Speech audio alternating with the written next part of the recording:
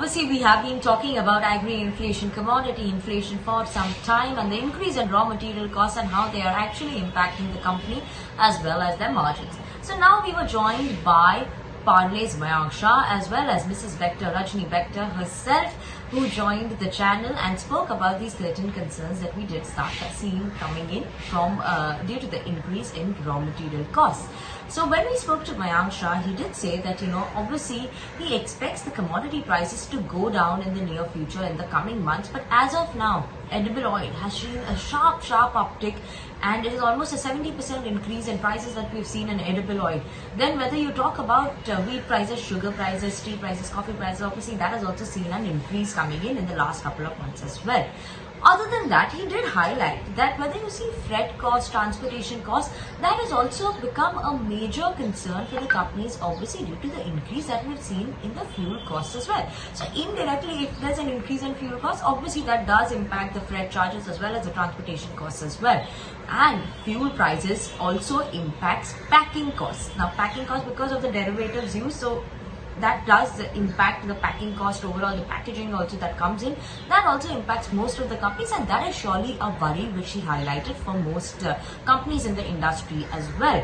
And obviously, if this keeps increasing, we could be seeing a sizable impact coming on the margins, is what he highlighted as well. Now, companies, he said, that do not want to trade off their growth and for margins. So maybe if they do not want to trade off the growth for margins, that means maybe they are not looking to take that much of a price hike, is what he's saying. As of now, the companies are avoiding taking price hikes. Maybe they themselves will take the impact of this increase in cost.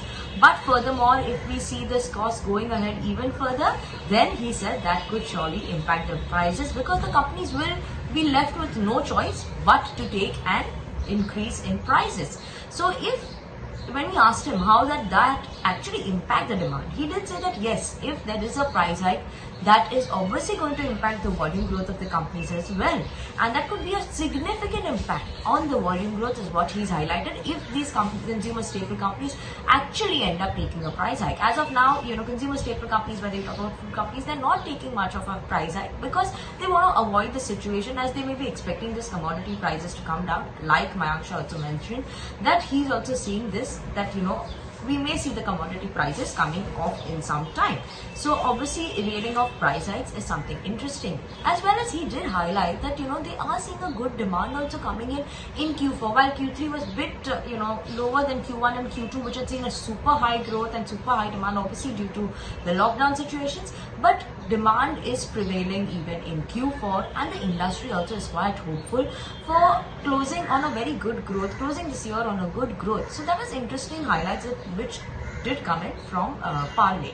Now, when we spoke to Mrs Bectors, she also highlighted the similar point that RM cost is surely a worry, and obviously there is an increase in RM cost which is overall impacting the industry and the margins of the company. So they are also keeping an eye out on this increase in RM cost, and have spoken about the worries coming in from the increase in RM cost, which most FMCG companies as well have highlighted.